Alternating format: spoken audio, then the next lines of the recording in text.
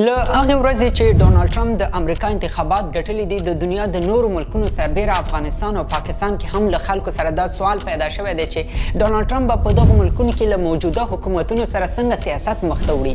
په اصل کې دې ته خارجي سیاست وایي او د امریکا د خارجي سیاست د جوړولو ټوله پروسه ډیره مغلقه او پیچلې ده. امریکا کې د خارجي سیاست جوړول ځکه یو مغلقه پروسه یادېږي چې دا سیاست یو کس په خپله خوښه نشي جوړولی بلکې ډیر زیات خلک او ډلې پکې شامل دي. نو راځئ نن په دې ځان پوه کړو چې د امریکا بهرنی سیاست څوک جوړوي او کوم هغه ټکي دي چې امریکا ورته اهمیت ورکوي او په اساس یې د امریکا حکومتونه د یو هیواد لپاره خپله پالیسي جوړوي.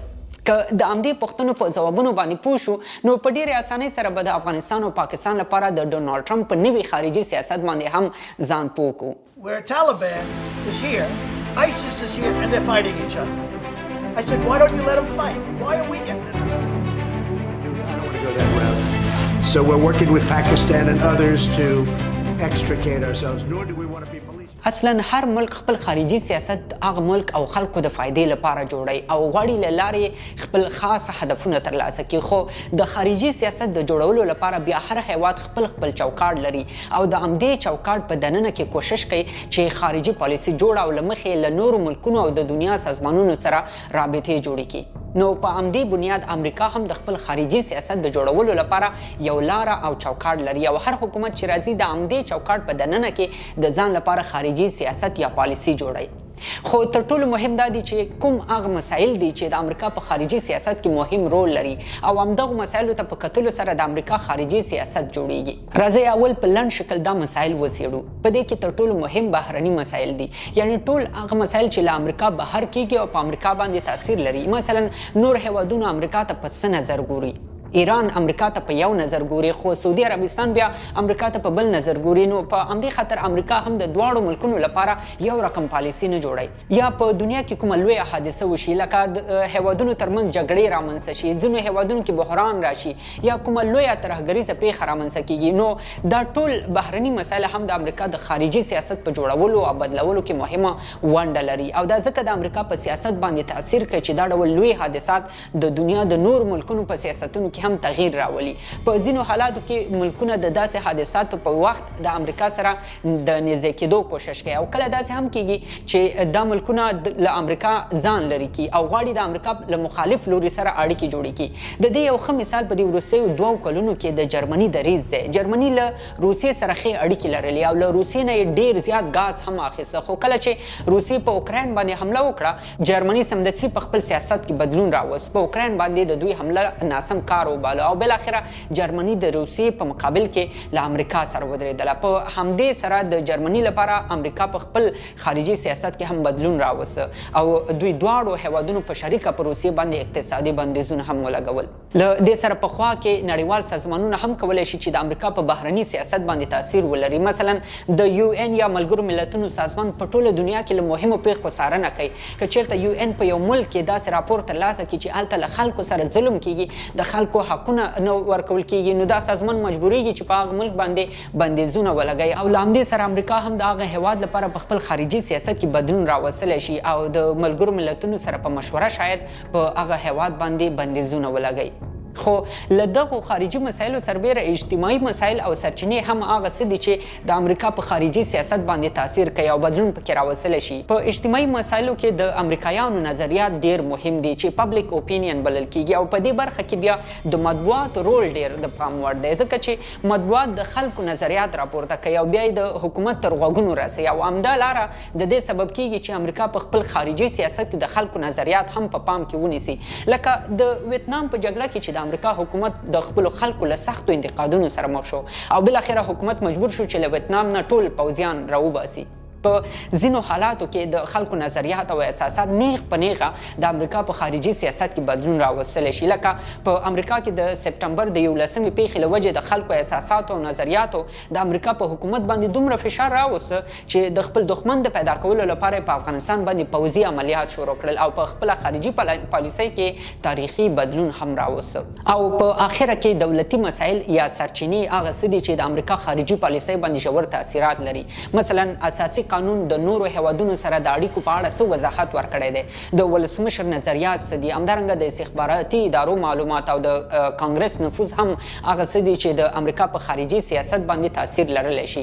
لکه ډونالډ ټرمپ چې په خپل اوله دوره کې د امریکا فرست یا تر ټولو مخکې امریکا شعار لره او د همدې شعار له مخې د دنیا له ډیرو ملکونو سره خپل هغه قراردادونه ختم کړل چې د امریکا په کې تاوان و او د دې په ځای د امریکا په داخل کې په ځینو مسایلو باندې فوکس وکړ. خو کله چې جو بایدن ولسمشر شو او د هغه نظریات بیا بدل و، نو بیرته په نړۍ کې له خپلو ملګرو او شریکانو سره معاهدې نوې کړې او په نړیوالو موضوعاتو یې بیا تاکید کاوه.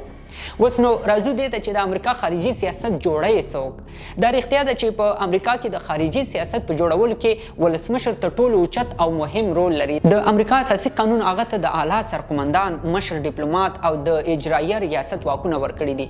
د امریکا ولسمشر د اعلی سرقمندان په توګه کولی شي چې په نړیوالو مسایلو او له امریکا سره په تړلو مسایلو کې د خپل نظر مطابق یوه نهایي فیصله وکړي. لکه په 2021 کال کې چې جو بایدن افغانستان نه د خپلو ټولو پوځیانو د ویستلو تصمیم ونیو او په افغانستان کې د خپل 100 کلن پوځي حضور د ختمولو اعلان وکړ.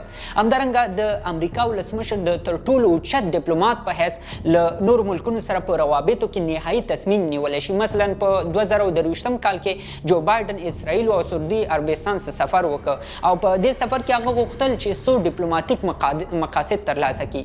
اول هدف دا و چې د منځني ختیځ هیوادونو سره د امریکا روابط قوي کړي. دویم دا غوښتل چې له اسرائیل سره د عربي هیوادونو اړیکې نارملې کړي او دریم دا هدف و چې په منځني ختیځ کې د ایران د پرمختګ مخه ونیسي.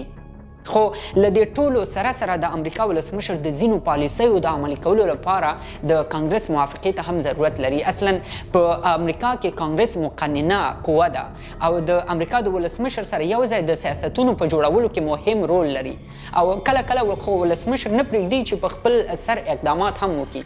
یعنی کانګرس دا تعقیبوي چې د امریکا ولسمشر کومې پالیسۍ جوړوي یا کوم بهرني اقدامات کوي، دا ټول له اساسي قانون سره برابر دي که نه، یا ولسمشر د امریکا له ملي ګټو سره سمې فیصلې کوي که نه، او یا دا چې د ولسمشر په فیصله کې د خلکو نظریات شامل دي او که نه.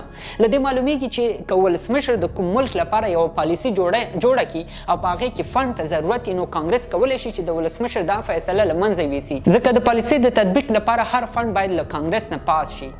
لکه په 2001 کال کې چې ولسمشر بوش په افغانستان باندې د امریکا د برید تصمیم ونیو، کانګرس د همدې پوځي ماموریت لپاره د AUMF یا Authorization for Use of Military Force په نوم یوه لایحه جوړه کړه او ولسمشر ته یې لاره برابره کړه چې د همدې له مخې په افغانستان کې پوځي عملیات وکړي. همدا قانون بیا وروسته په عراق کې د پوځي ماموریت لپاره هم استعمال شو.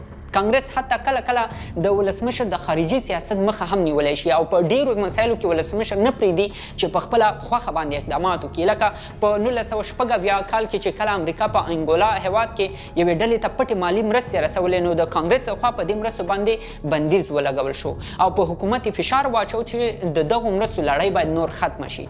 خو له دې سره پخوا کې کانګرس دا اختیار هم لري چې د حکومت مسؤلین راوغواړي او د خارجي سیاست د غلط تطبیق په اړه ترې پوښتنې وکړي. لکه د جو بایدن حکومت مسؤلین څو وارې د کانګرس لخوا په دې خاطر راوغوښتل شول چې ولې افغانستان نه پوځیان په ناسم ډول راوویستل.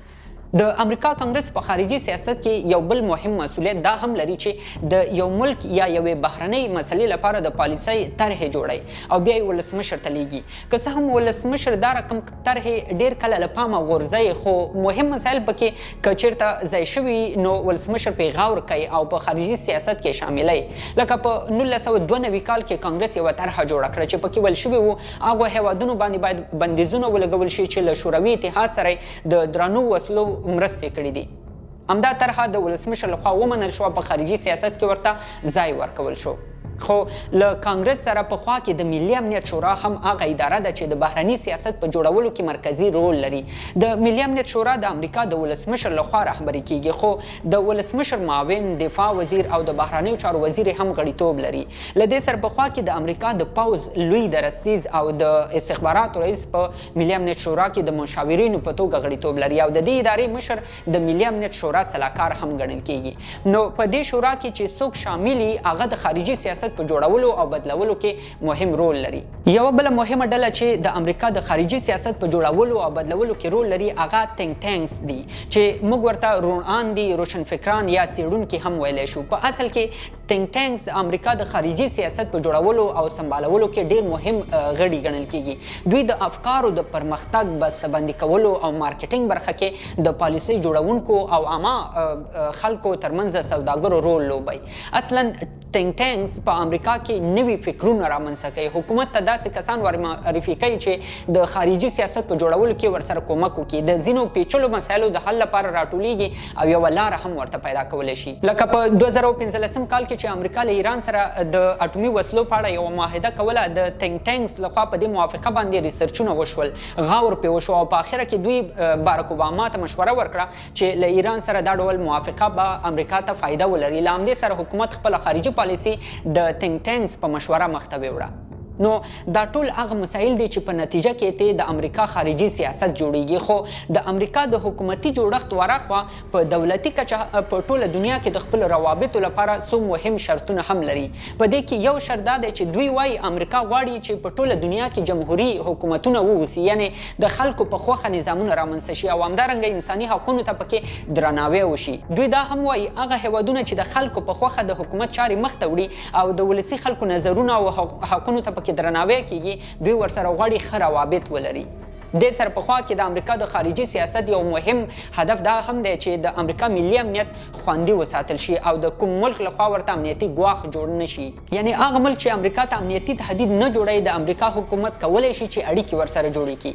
همدارنګه د امریکا د خارجي سیاست یو بل هدف دا دی چې امریکا د دنیا په ډیرو هیوادونو کې اقتصادي راکړه ورکړه ولري، نور هیوادونو ته هم د آزاد تجارت زمینه برابره کړي او هغه هیوادونه چې د امریکا د اقتصاد د پرمختګ لپاره کار کوي امریکا ورسره غواړي چې ښې اړیکې جوړې کړي.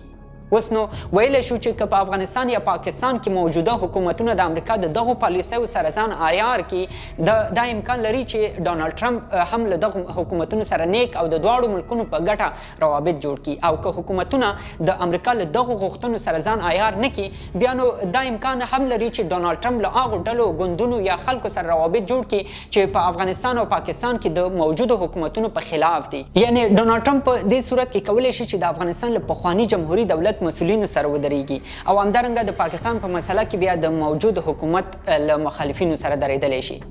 درنو ملګرو، دا وه د امریکا د خارجي سیاست د جوړولو په اړه لنډه تشریح. زه پوهیږم چې د امریکا د خارجي سیاست د جوړښت په اړه دا لنډه ویډیو شاید کافي نه وي، خو هیله لرم چې د هغو ملګرو ځینې سوالونه به پکې ځواب شوي چې د امریکا د نوي حکومت سره د افغانستان او پاکستان د روابطو په اړه یې لرل.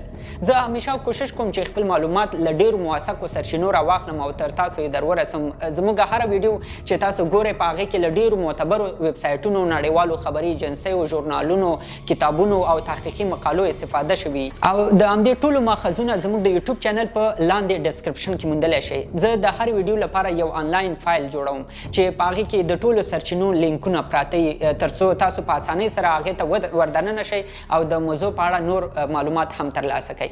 دا به زموږ د نن ورځې خپرونه. ستاسو له ملګرتیا مننه. تر بلې خپرونې د الله په امان.